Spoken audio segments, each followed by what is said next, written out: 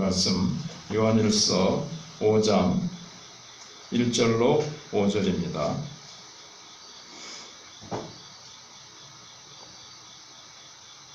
요한일서 5장 1절로 5절입니다. 예수께서 그리스도이심을 믿는 자마다 하나님께로부터 난 자니 또한 낳으신 이를 사랑하는 자마다 그에게서 난 자를 사랑하느니라. 우리가 하나님을 사랑하고 그의 계명들을 지킬 때에 이로써 우리가 하나님의 자녀를 사랑하는 줄을 아느니라.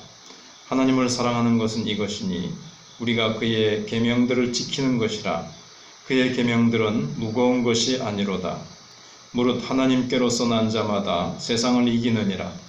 세상을 이기는 승리는 이것이니 우리의 믿음이니라. 예수께서 하나님의 아들이심을 믿는 자가 아니면 세상을 이기는 자가 누구냐? 아멘. 사도 요한은 이제 5장에 이르러서 이제 결론 부분을 이제 이야기하게 될 건데, 앞부분에서 한 얘기는 진리와 사랑이 어떻게 조화를 이루게 되느냐. 또 한 가지는 크게 두 주제였는데, 진리와 사랑이 하나로 조화를 이룰 수 있다. 믿음과 행함도 하나로 조화를 이루고 있다 하는 것을 쭉 얘기를 했습니다. 그리고 이제 마지막 장에 와서는 자기가 이 편지를 왜 썼느냐 하는 이제 동기가 나오는데, 그리고 또 그 효과도 이제 기대를 합니다. 내가 이 편지를 써서 너희들이 이렇게 되기를 원한다. 그게 이제 13절입니다. 내가 하나님의 아들의 이름을 믿는 너에게 이것을 쓰는 것은 너희로 하여금 너에게 영생이 있음을 알게 하려 함이라. 요한복음에서는 예수님을 믿으면 영생을 얻는다 였고, 요한일서에서는 너희가 예수님을 믿었기 때문에 너희 속에 영생이 있다. 그것을 알게 하려 함이라. 영생을 얻긴 얻었는데 그걸 모르는 거하고 아는 거하고는 다르겠죠. 그래서 알게 하려고 내가 이 편지를 썼다, 이렇게 얘기를 하고 있습니다. 그리고 이제 5장 1절에 와서 이제 믿음이라는 단어를 이제 씁니다. 예수께서 그리스도의 심을 믿는 자마다 하나님께로서 난 자니 하면서, 또 믿음이 이기느니라. 예수께서 하나님의 아들이심을 믿는 자가 아니면 세상을 이기는 자가 누구냐. 근데 여기 이제 이 믿음이라는 단어가 이제 처음 여기에만 등장하는 단어입니다. 즉 명사로 되어 있습니다.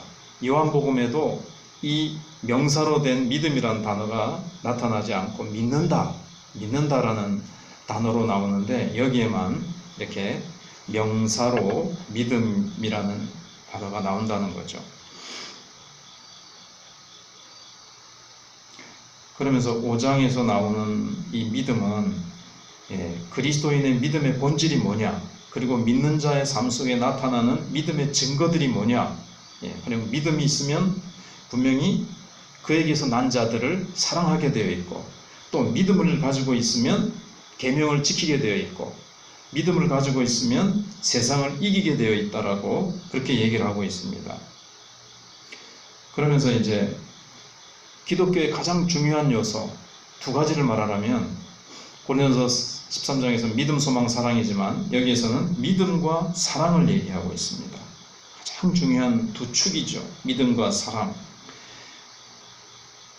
그래서 우리가 예수 그리스도를 믿는 자마다 하나님께로서 난 자니, 예수 그리스도를, 예수님이 그리스도이심을, 하나님이 보내신 구원자, 그분은 단순한 인간이 아니고 하나님이 보내신 메시아요, 하나님이 임명하셔서 우리를 구원하라고 보내신 신성을 가지신 자라는 것, 그리고 그분이 십자가에 못 박혀 죽으시고 부활하신 분이시라는 것을 이렇게 믿으면 하나님께로부터 난다는 거죠.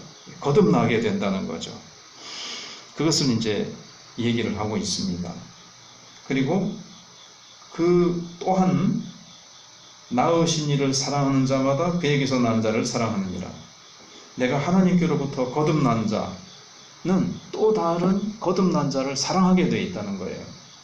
그런데 다른 거듭난 자를 사랑하지 않고 미워한다면, 사랑하지 않는다면 그것은 하나님께로부터 난 것이 아니라는 거죠. 아마 이단들을 두고 하는 얘기일 겁니다. 앞에 나온 영지주의자들은 자기들이 하나님의 자녀라고 하면서 예수를 그리스도로 시인하는 하나님의 자녀들과 함께 하지 못하고 그들은 나가버렸습니다. 그래서 이제 반대로 우리는 이제 그거를 얘기하는 거죠. 하나님께로서 예수께서 그리스도를 믿는 자마다라는 말 속에는 예수 그리스도를 믿으면 누구든지 다 거듭나고 하나님의 자녀가 된다라는, 그래서 구원 얻는다라는 것을 얘기하면서 또 한편으로는 거기는 뭐 누구든지입니다. 믿기만 하면 누구도 예외 없이. 그러나 또 배제시키는 것도 있습니다. 예수가 그리스도이심을 믿지 않는 자는 하나님께로부터 나올 수가 없다는 거죠. 거듭날 수가 없고 그는 하나님을 만날 수 없고 그는 천국에 갈 수 없다라는 것을 얘기하고 있습니다. 그리고 다른 형제를 사랑할 수도 없고. 그래서 오늘 새벽에는 그래서 우리의 이 믿음이 얼마나 중요한가. 예수께서 그리스도이심을 믿을 때 우리가 거듭나게 되어지고,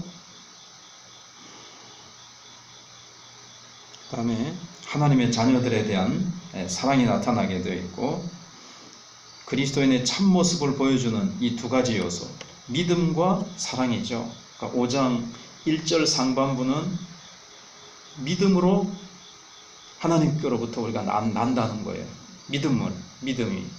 그 다음에 또 한 가지는 그 증거가 뭐냐? 사랑이라는 겁니다. 그래서 이건 동전의 양면과 같습니다. 믿음이 있느냐? 그럼 다른 형제를 사랑하게 되어 있다는 거죠. 이 사랑이 증거라는 겁니다. 불가분의 관계라는 거죠. 그래서 사랑으로 인도하지 않는 믿음은 아무런 의미가 없습니다. 또 믿음에 기초하지 않은 사랑은 또 아무런 힘이 없다는 것을 얘기하고 있습니다. 그래서 성경은 계속 이제 그렇게 얘기를 하고 있는데, 몇 구절을 우리가 잘 알고 있는 대로 에베소서 1장의 15절 16절에 보시면, 주 예수 안에서 너희 믿음과 모든 성도를 향한 사랑을 나도 듣고 너희를 인하여 감사하기를 마지 아니하고 내가 기도할 때 너희를 말하노라. 주 예수 안에서 너희 믿음과 모든 성도를 향한 사랑, 이것이 이제 에베소 교회를 향해서 편지를 쓰면서 증거라는 거죠. 여기. 그 다음에 데살로니가전서 1장 3절에서도 너희의 믿음의 역사와 사랑의 수고와 주 예수 그리스도에 대한 소망의 인내, 여기 믿음, 사랑을 얘기하고 있습니다. 그 다음에 베드로전서 1장 8절에서도 예수를 너희가 보지 못하였으나 사랑하는도다. 이제도 보지 못하나 믿고 말할 수 없는 영광스러운 즐거움으로 기뻐하니. 이 사랑, 예수를 보지 못했는데도 사랑해요. 이 사랑, 그 다음에 이제도 보지 못하나 믿고 말할 수 없는 기쁨으로. 그래서 믿음과 사랑이 계속 같이 가고 있는 것을 보게 되어집니다. 그래서 이 둘이 그리스도인의 체험을 지탱하는 쌍둥이 기둥입니다. 두 기둥이라는 얘기입니다.